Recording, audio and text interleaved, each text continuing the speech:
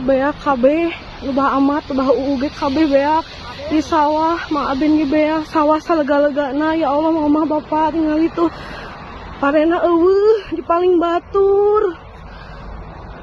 Mama, sabar mama ya Allah.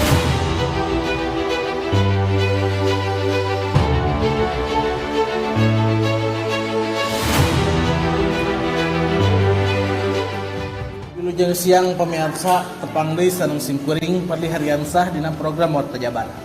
Sareng simkuring Nikita Siva Ivanka salila 5 menit kapayun. Urang bakal ngabahas hiji kajadian anu nuju janten perbincangan haneut. Nyaeta nasi pait anu karandapan ku patani di Bandung Barat. Leres pisan. Di tengah usum panen anu sakuduna mawa kabagjaan, warga di desa Gado Bangkong malah kada waspada kusabab ayana aksi kriminalitas anu ngincer hasil bumi. 7 karung pare diraep di gondol maring dina hiji peting. Ieu sanes mun saukur kalengitan barang, tapi oge kalengitan harepan tina hasil kesang salila 4 bulan. Kejadiannya begini, waktu habis panen, habis panen itu dijemur gitu, udah beres dijemur. Nah dijemur tuh kurang lebih lah 21 black gitu, 21 black habis dari ngeduain gitunya, habis dibagi dan itu dijemurnya udah 2 hari 3 hari mau dijahit gitu ya, mau diangkat kan udah kering. Pas paginya dilihat udah habis, ternyata itu sama pencuri. Pemirsa, urang teleman kronologina.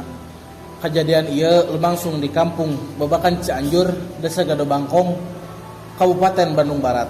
Korban utamana nyaeta Bapak Oka Sukmana, saurang petani anu tos yuswa sawidak 3 tahun. Lumasar kana data anu dikumpulkeun, aksi pencurian ieu lumangsung dina dinten Minggu dini hari. Nalika eta kaayaan samundaran sawah memang nuju sepi pisan. Bapak Oka anu biasana kersa ngontrol sawah nepi ka 3 kali sapeting, harita nuju teu damang.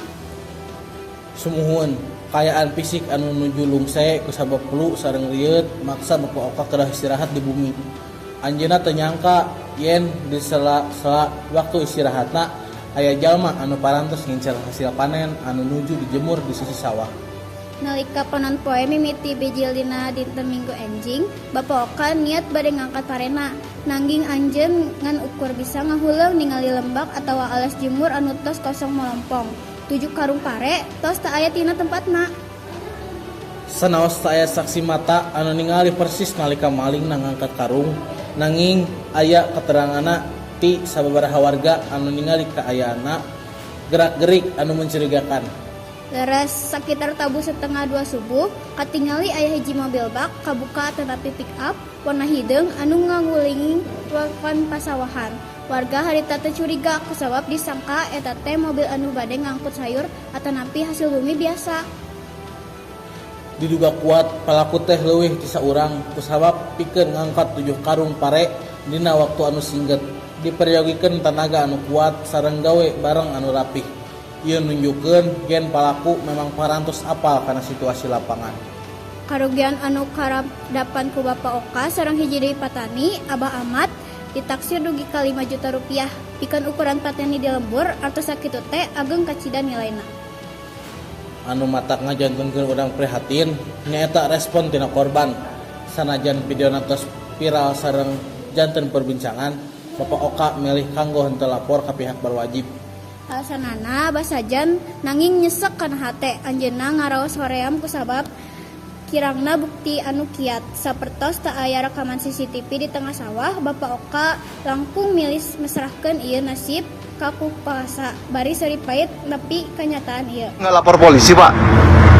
Nah, kalau nggak bukti nggak itu kalau udah kelihatan ketahuan ditangkap sempat ngecek CCTV itu misalkan Bapak atau napi warga sanes yang punya. Kejadian di Gado Bangkong ieu kedah jantan pepeling pikeun urang sadaya khususna aparat setempat sareng warga patani sejen. Keamanan di wewengkon pasawahan nalika usum panen kedah langkung ditingkatkeun. Tim tangning atau pirang daungi pada digantung deui. Sapartos kejadian anu serupa tepat turut-turut tiba ka patani-patani urang anu parantos gajoang demi ketahanan sadaya. mugia bae aya hikmahna sareng mugia rezeki beproka digentos kuno sanes langkung seueur dina jalan.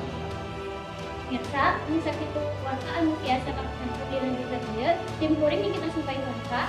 Sareng sukering pati harian sah kami ngumpul hatur nuhun kana perhatosan anak wilujeng siang.